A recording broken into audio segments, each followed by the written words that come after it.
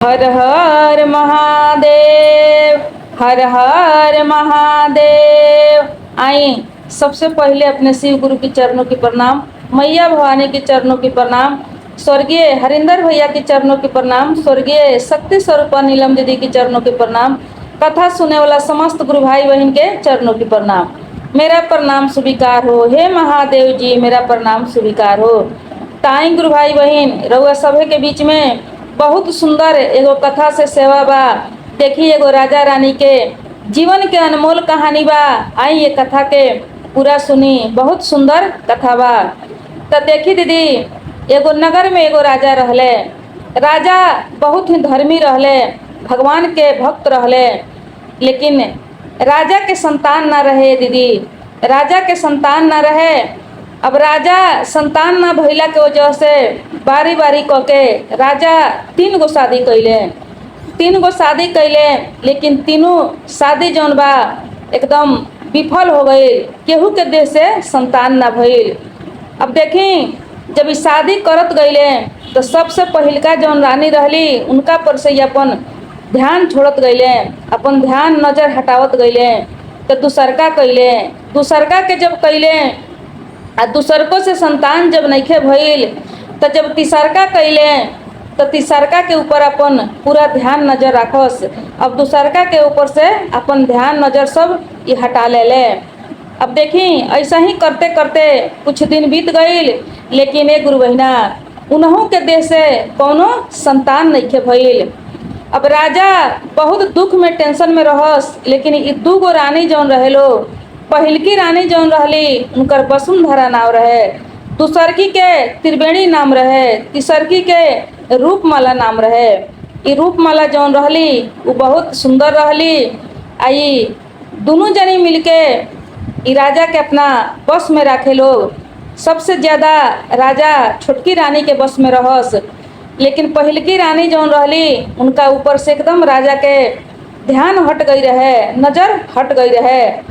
उनका के केहू देख रेख अच्छा से ना करे, लेकिन फिर भी रानी जौन बा उ रानी बहुत उनका में सहनशीलता रहे, बहुत संस्कारी रहली, एकदम लौलीन रहली।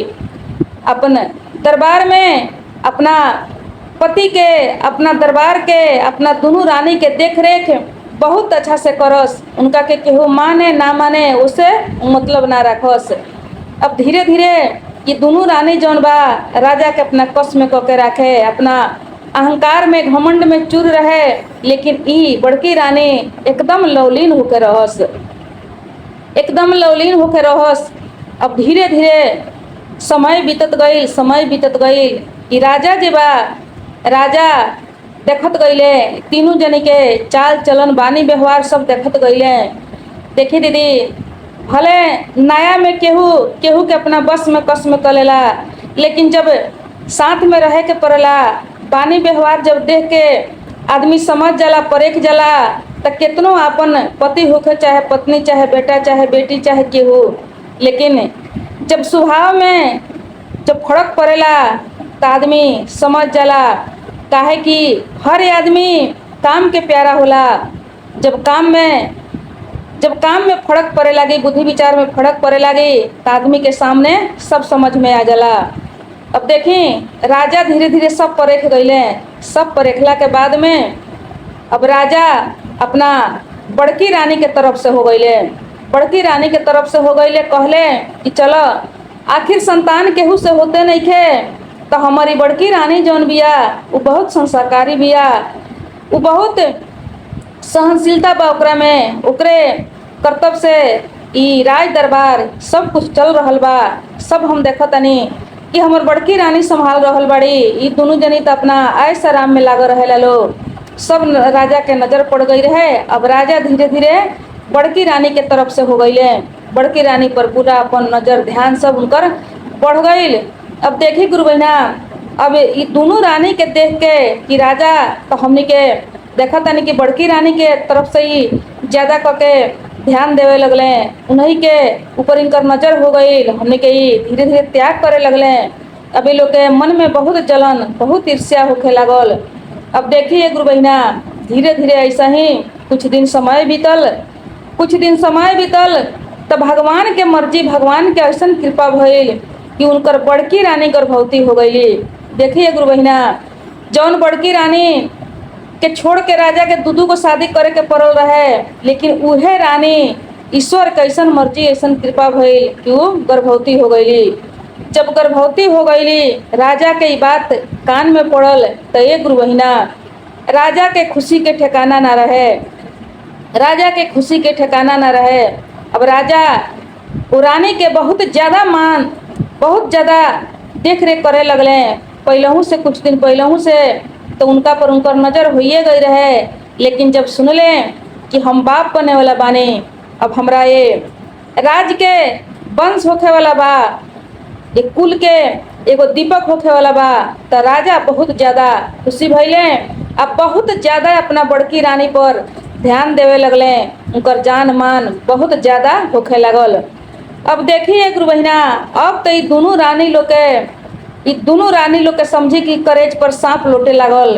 काहे कि पहले तो ऐसे जान मन करस तो ये लोग कितना जलन रहे। अब एहू में जब सुन लेलक लोग कि ई रानी अब एगो वंश के जन्म देवे ला बिया, तो हमनी के अब का हुई। अब तो हमनी के ये राज दरबार में कोनो मोल न रह जाई, हमनी तो नौकरानी के जैसन हो जाए। ऐसा हूँ राजा के हमनी के प्रति से ध्यान हट गइल बा, खत्म हो गइल बा। अब दोनों जनी एकदम चिंता में बा लोग, टेंशन में बा लोग, वो रानी के गर्भवती सुन के। अब देखिए गुरु बहिना, अब दोनों जनी अपना में सलाह करत लो कि हमने के अब का कइल जाऊं। अब ये बड़की रानी के चलते तो हमने के ये राज में अब कठिन हो जाई रहल, हमने के तब 5 पैसा के मोल ना रह जाई, कौड़ियों बराबर हमने के इज्जत अब ये राज में ना रही।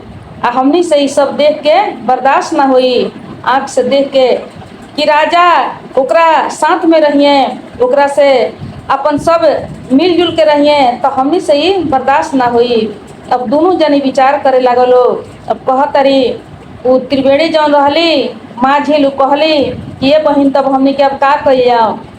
अब तो हमनी के सब उपाय खत्म हो गई, काहे कि अब तो रानी गर्भवती हो गई। अब तो राजा उनका के छोड़ के हमनी के होइहन ना, अब हमनी के ऐसा ही अपन जीवन घुट घुट के बितावे के पड़ी। लेकिन वो रूपमाला जौन रहली बहुत अहंकारी, बहुत क्रोधी रहली। कहतरी कि ना, हमरा से ही बर्दाश्त ना हुई, हम जीते जी राजा के रानी से, बड़की रानी से मिलजुल देख नहीं की सकत, और वो बड़की रानी के संतान हम देख नहीं की सकत। तो कहली कि तब एमे कौन उपाय बा, का कइल जाई। कहली कि देखें, हमने के एगो पंडित के बुलावल जाओ, एगो पंडित के बुला के आ हमने के कुछ पंडित जी के सिखावल जाए उल्टा सीधा कि राजा से कहस कि ये राजा साहेब देखें, रानी गर्भवती बाड़ी, बहुत खुशी के बात बा, लेकिन एगो दिक्कत बा वो लड़का के जन्म लेवे से। कह दिए पंडित जी कि रउआ जब लड़का के जन्म होई और जब रउआ लड़का के अपना देखें तो वही दिन रउआ आन्हर हो जाए। आ ये राज्य में महामारी फैल जाई, ये राज्य में महामारी के वजह से बहुत लोग के जान चल जाई। ये लड़का से ही है दिक्कत बा, तो राजा साहब हो सकी तो रानी के कहीं त्याग कर दी है, हमने के यह काम कर जाओ। अब देखिए गुरु बहिना, अब वो लोग राज पंडित के बोलवलक लोग, दोनों जनी मिल के आ दोनों जनी बुलवा के आ बहुत सुंदर उनकर स्वागत कैलक लोग। स्वागत कैला के बाद में पूछले पंडित जी कि कौना उद्देश्य से कहनी बुलवले बड़। तो दोनों जनी कहलस लोग कि ये पंडित जी देखिए, हमने के एगो समस्या बा, वो समस्या के समाधान रउए हाथ में बा। पंडित जी पूछले कि कौन ऐसा समस्या बा। अभी दोनों जनी कहलस लोग कि देखें, बड़की रानी गर्भवती बाड़ी। पंडित जी सुनले तो कहले ये तो बड़ा खुशी के बात बा, ये तो बड़ा खुशी के बात बा। यही खतरा ते राज दरबार में बहुत दिन से का ना होत रलो, सारा नगर सारा राज्य दुखित रलो एगो वंश के बिना। ये तो बड़ा खुशी के बात भइल, लेकिन कहत लोग कि ना, ये हमनी खातिर खुशी नहीं थे। काहे कि देखी बहुत दिन से राजा हमनी से मुंह मोड़ लेले बड़े। अब रानी के संतान होखे वाला बा, बड़ रानी के, तो उनका पर उनकर बेसी ध्यान बा।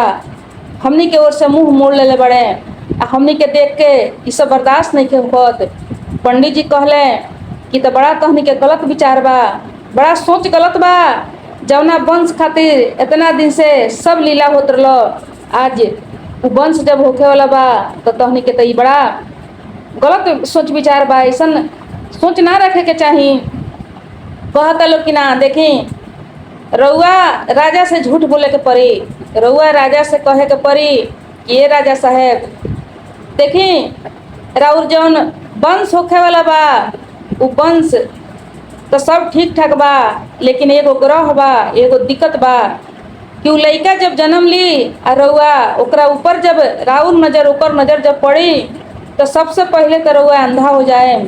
आ दोसरका में ये देश में महामारी फैल जाई, ये देश के ना जाने कितना प्रजा कितना जनता वो महामारी के वजह से मर जाई।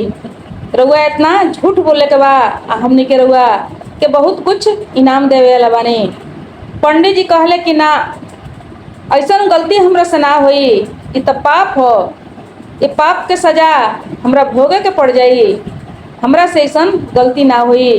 कितना दिन के बाद तो हमनी के राज्य में ए राज के कुल दीपक के जन्म होखे वाला बा, आ जन्म होखे से पहले हम ऐसा गलती ना करें। अभी दोनों जनी कहलस लोग कि देखी पंडित जी, या तो रउआ कहे के पड़ी आ ना तो हमनी के रउआ के उल्टा सीधा में फंसा के आ रउआ के फांसी दिवा देम सन। आ यदि कह देतनी झूठ बोल देतनी तो रउआ के बहुत ढेर सारा हमनी के हीरा मोती दे के रउआ के आजाद बना देम सन। आ ना तो रउआ समझ ली यही लगले राउर मौत बा, कुछ ना कुछ हमनी के गलती में रउआ के फंसा देम सन। अब देखिए गुरु बहिना, पंडित जी डेरा गई है, काहे कि नारी के हाथ में सब बा। नारी चाहे तो फांसी पर चढ़ा सकता, आ नारी चाहे तो केहू के फांसी पर चढ़ा भी सकता, केहू के फांसी से उतार भी सकता।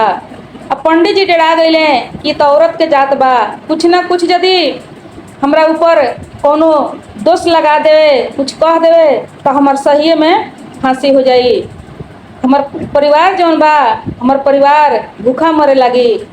अब पंडित जी तैयार हो गईले, कहले कि चला ऐसे ठीक बा कि अब पापे करो, कम से कम पाप करके अपना परिवार के सामने तो रहें। अब पंडित जी तैयार हो गईले।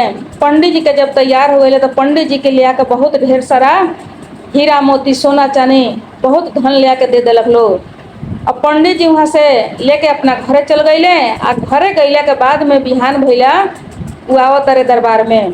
जब आवो तारे दरबार में तो राजा साहेब देख के बहुत खुश भइले, कहले कि पंडित जी बैठल जाओ, देखी बहुत खुशी के बात बा, बड़की रानी माई बने वाला बाड़ी, हम पिता बने वाला बानी, हमनी के देश के चिराग पैदा होखे वाला बा, हम रउआ के बुलावा ही वाला रहनी हो वो लइका के बारे में कुछ समझे खातिर, भाग भविष्य देखे खातिर, तब तक रउआ आ गईनी।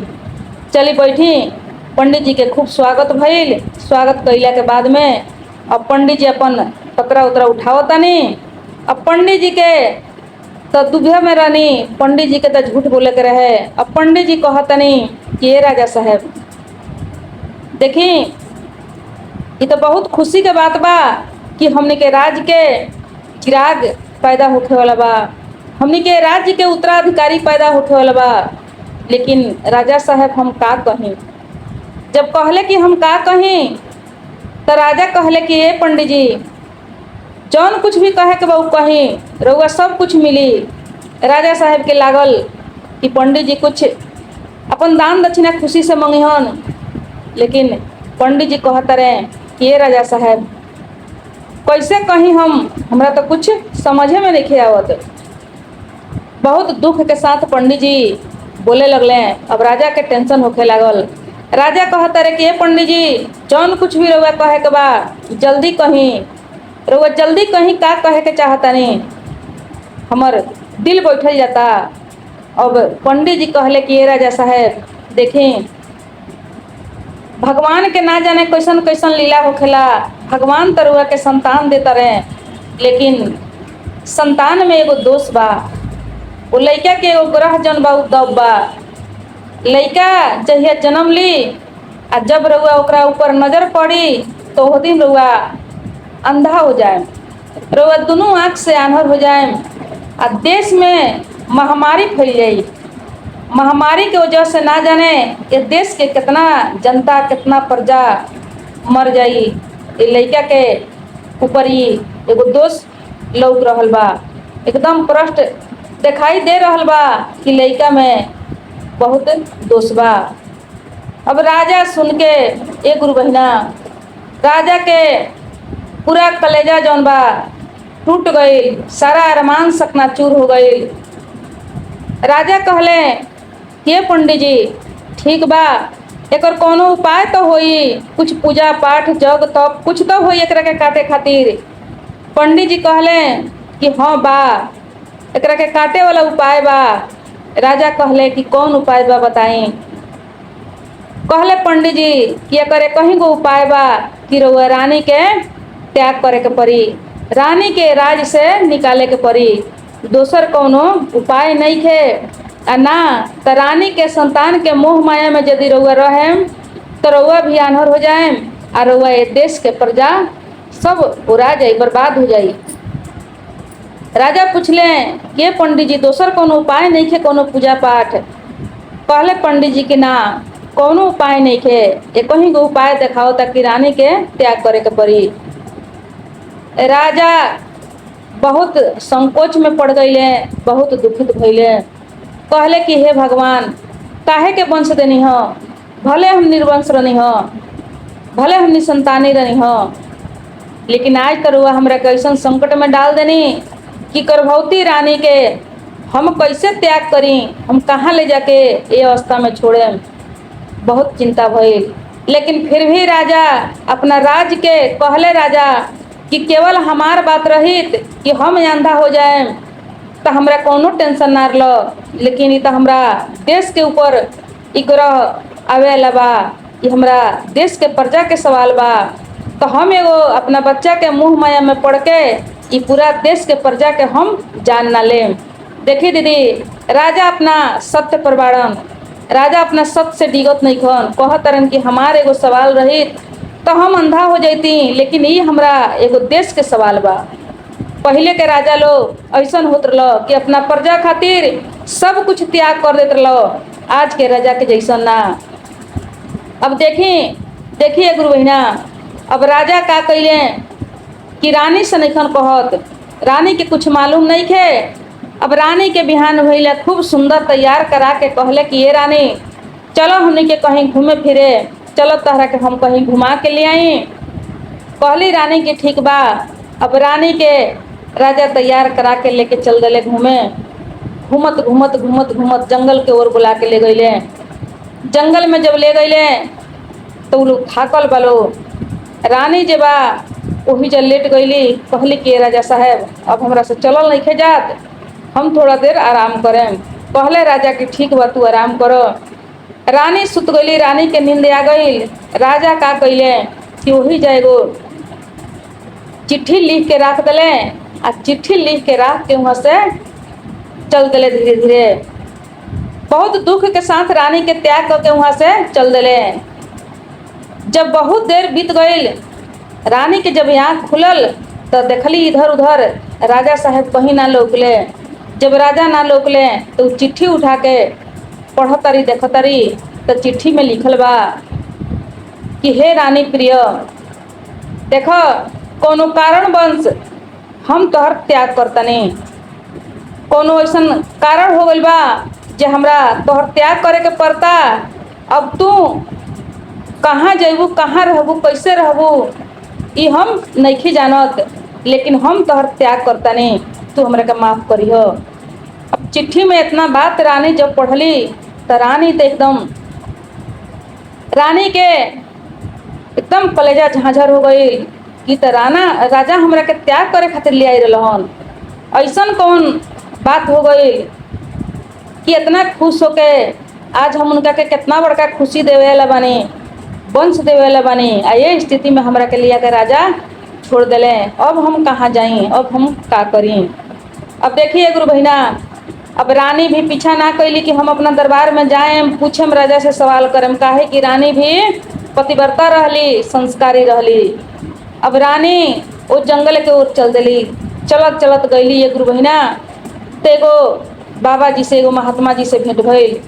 जंगल झाड़ी में महात्मा जी लोग के कुटिया रहेला। एगो महात्मा जी से भेंट भइल। सब अपना मन के व्यथा कह के सुनौली, सब दुख दर्द सुनौली। महात्मा जी कहनी कि ये बेटी तोहरा निराश नहीं होके के तू यही कुटिया में रह। अब वही कुटिया में वो रहे लगली। वो कुटिया में कुछ साधु सधुनी सब रहे लोग, वही जब वो रहे लगली। उनकर समय बीतत गईल। उनका बहुत सुंदर एगो पुत्र के जन्म भइल। वही जा पुत्र के जन्म दहली। पुत्र के धीरे धीरे वही जब पोसे लगली। पोसत पोसत जब गईली तो जब कुछ दिन के लड़का हो गई तो एक दिन महात्मा जी बीमार पड़ गईले। जब बीमार पड़ गईले तो कहले बुला के कि ये बेटी देख, अब हम बाँचे वाला नहीं थी। अब हमार समय हो गल बा भगवान के घरे जाए के। तहनी के अब दोनों माई बेटा अपन अच्छा से जीवन कटिह लगिन, कहीं भी रहिए लगिन। तो अपन संस्कार अपन धर्म के पालन करिह लगिन, धर्म से कहियो डिगिह लगिन जन। आ वो लड़का के बुला के कहले कि हम तहरा के एगो तीर देतनी, जौन तीर तोहरा कौनो किस्म के दिक्कत होके तहरा ऊपर, तो वो समय में तू तीर के प्रयोग करीह। आ वो तीर से तोहर कहीं बा से जीत हो जाई। लेकिन हाँ, सही जगह पर एक उपयोग करीह। आ कुछ अपन धैल धरावल कुछ धन रहे ओकरा के निकाल के दे दिले कि तहनी के यही से अपन गुजारा करीह लगिन। अब देखिए गुरु बहिना, सब समझा बुझा के महात्मा जी के मृत्यु हो गई। महात्मा जी के मृत्यु हो गई तो कुछ दिन के बाद वो लड़का आ वो रानी दोनों जने वहाँ से कुटिया छोड़ के निकल गई लो। आके अपना राज्य में आ गई लो। अपना राज्य में आके एगो गांव में छोटा सा एगो घर बना के दोनों माई बेटा रहे लगलो। दोनों माई बेटा रहे लगलो। तब तक देखी अब राजा के ऊपर, राजा के तो बुढ़ापा आ गई रहे, राजा के संतान ना रहे कि केहू उनकर साथ देवो, सहारा होखो। अब राजा के ऊपर पड़ोसी देश जौन रहे, पड़ोसी देश के राजा आक्रमण कर दिलक।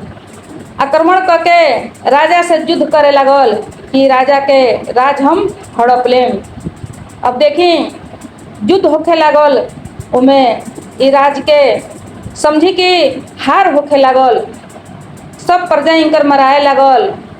अब धीरे धीरे ये बात ये लड़का के कान में पड़ गई। ये लड़का के कान में पड़ गई काहे कि वो ये राज में रहे। तो वो सोचलस कि तो हमनी के राज हो, हमनी के देश हो। हमनी के देश के दोसर राजा आक्रमण कैले बा, चढ़ाई कैले बा। अब एक युद्ध में हम अपन तीर लेके चलतानी। अब देखिए गुरु बहिना, अब वो युद्ध में ये लड़का अपन तीर लेके गइल बा। अपन तीर के जब प्रयोग कैले बा तो तीर के प्रयोग से अब देखी वो पड़ोसी देश के राजा के वो हरा दिलक। जब राजा के हरा दिलक तो ये देश के राजा के जीत हो गई। अभी राजा देखले ये लड़का के तो कहले कि ई लड़का कौन ऐसा लड़का बा, ई कितना ये लड़का में तो लागत है कि कोनो चमत्कार बा, कोनो जादूगर बा। तेह तरह की लड़का आके इतना लोग हार गई।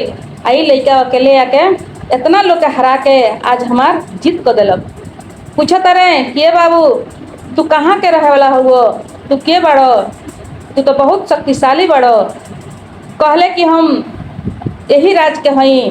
उ जौना गांव में रहत रहले वो गांव के उ नाव धइले बतौले। कहले कि तू केकर बेटा हो, तू केकर बेटा हो, तू तो बहुत तोहरा के जन्म देवेला माई बाप जौन बाऊ बहुत भाग्यशाली बा। अभी लड़का कहता कि राजा साहेब हमरा बाबूजी नहीं खन, माई बड़ी। हम अपना बाबूजी के बारे में अपना माई से जब भी पूछी ने तो हमार माई कुछ ना बतावेली। कहेली कि तू अपना बाबूजी के बारे में कुछ मत पूछो, लेकिन हमार माई बड़ी। तो कहले राजा कि जब तोहर माई बड़ी तो तोहरा माई के नाम का हो, केकर बेटा हुआ तू। अब तोहरा माई के हम दर्शन करे के चाहतानी कि धन के माई बड़ी जे ऐसन वीर के ऐसन साहसी शक्तिला लड़का के जन्म दिले बड़ी। कहले कि हाँ राजा साहेब रुआ हमारा माई से दर्शन कर सकतानी। हमारा माई के नाम वसुंधरा हो। अब एक गुरु बहिना जैसे वसुंधरा सुनले राजा तो चौंक कैले कहत रहे कि ई तो हमरा रानी के नाम हो, पहिलकी रानी के, का ई लड़का हमार लड़का हो। लेकिन फिर सोचत रहे कि ना, हमार लड़का यदि रहित तो एक ऊपर जब हमार नज़र पड़ित तो ये लड़का हम अंधा हो गई रहती। काहे कि पंडित जी कहले रहले कि तोहरा लड़का के ऊपर जब तहार नज़र पड़ी तो तू अंधा हो जाइब। तो ये वसुंधरा हमार रानी ना है, लड़का हमार बेटा ना हो सकता कोई दोसर होके ओकर नाम भी वसुंधरा हुई। अब इतना बात सोच के अब राजा कहले कि तू अपना माई से हमरा के भेंट कराओ, तोहरा माई के हम धन्यवाद देवे के चाहतानी। अब मन ही मन राजा सोचत जाता रहे, लेकिन फिर कहता रहे कि ना, ये हमार बेटा यदि रहित तो हम तो अंधा हो गई रहती। हमरा राज में जब आयल बा तो हमरा राज में महामारी हो गई रही, लेकिन यहाँ तो जीत हो गई बा, दुश्मन से जीत करौले बा, ऐसा ना हो सकता, ये हमार बेटा ना हुई। अब राजा गइल बड़े, जैसे वो कुटिया में वो मड़ई में गइल बड़े ये लोग के माई बेटा के घर में, जब वो आके सामने पड़त तारी वसुंधरा तो देख के राजा चकित हो गईले। कहत तारे कि वसुंधरा तू हमार रानी हो, तू बताओ कि तू उहे न हो हमार वसुंधरा रानी। रानी जाके गोड़ पर गिर गई, कहली कि हाँ राजा साहब, हम ही राउर रानी हई, आई राउर बेटा हुए, जवना बेटा के गर्भ में रउआ ले जाके त्याग कर देनी उहे या भागा बेटा हुए, हम ही अभागिन राउर रानी हई। राजा रानी कहली कि बहुत पाप कैले बनी, बहुत गलती कैनी कि हम तहनी के त्याग कैनी, तू हमरा साथे चलो। तब रानी पूछो तारी कि राजा साहेब, हम रउआ साथे तब जाएम कि रउआ पहले बताएम कि कौन ऐसा कारण रहे कि रउआ के हमरा के वो स्थिति में हमरा के रउआ त्याग कैनी, जंगल में लिया के छोड़नी, जवना वंश खातिर रउआ बने बने भटकत रहनी, जवना वंश खातिर रउआ जौन देश ना जौन देश देखले रहनी, जौन कर्म ना तौन कर्म कैले रहनी, लेकिन जब वो वंश के खुशी आई, वंश होखे वाला रहे, तो रउआ वो स्थिति में काहे हमरा के त्याग कैनी, एकर कारण हम जाने के चाहतानी। तब जाके हमने के रउआ के माफ़ करम सन और रउआ दरबार में हमने के जाएम सन। तब जाके राजा बतौले, सब कहले, पंडित जी के कहानी सुनौले। पंडित जी वाला कहानी जब सुनौले कहले, लेकिन पंडित जी सारा झूठ बोल रहले।